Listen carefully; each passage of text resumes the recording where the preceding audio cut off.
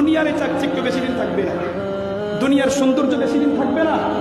আমি আর আপনি যে নারীর জন্য পাগল হইলাম, যে নারীরা আমার আপনার জন্য পাগল হইল, এই চেহারা কাঠিন বেশি দিন থাকবে না, সৌন্দর্য বেশি দিন থাকবে না, এই চামড়া বেশি দিন স্ট্রং থাকবে না।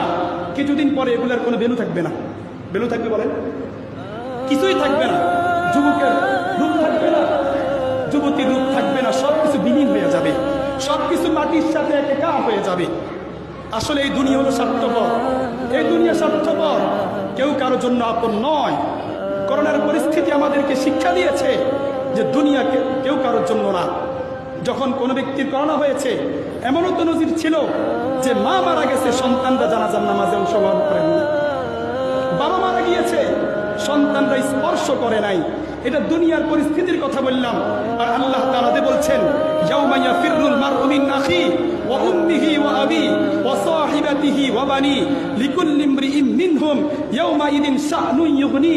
আল্লাহ তাআলা বলছেন যে কিয়ামতের ময়দানে এমন একটা পরিস্থিতি হবে, কেউ কাউকে চিনবে না, সেদিন কেউ কারোর পরিচয় সেদিন দিবে না। আদম আলাইহিস সালাতু ওয়াস সালাম বলবেন, ইয়া নাফসি ইয়া নাফসি।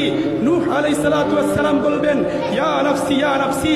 মূসা আলাইহিস সালাতু ওয়াস সালাম বলবেন, ইয়া নাফসি ইয়া নাফসি। সমস্ত আম্বিয়া আলাইহিস সালাতু ওয়াস সালাম সেদিন বলবে, ইয়া নাফসি ইয়া নাফসি, আয় আল্লাহ আপনি আমাকে বাঁচান, আয় আল্লাহ আপনি আমাকে বাঁচান। কিন্তু মুহতারাম হাজিরিন, চিন্তা করিয়া দেখেন, যে পরিস্থিতিতে আম্বিয়া আলাইহিস সালাতু ওয়াস সালাম পর্যন্ত পেরেশান থাকবেন, সেই দিনের পক্ষে, সেই দিনের ব্যাপারে আল্লাহ তাআলা বলছেন, ইয়াউমা ইয়াফিরুল মারউ মিন আখি। সেই দিন ব্যক্তি তার ভাই থেকে পলায়ন করবে, ব্যক্তি তার স্ত্রী থেকে পলায়ন করবে, ভাই ভাই থেকে পলায়ন করবে, সন্তান মাতা পিতা থেকে পলায়ন করবে, মাতা পিতা সন্তান থেকে পলায়ন করবে। সেদিন মাতা পিতা বলবেই না যে আমার দুনিয়াতে কোনো সন্তান ছিল।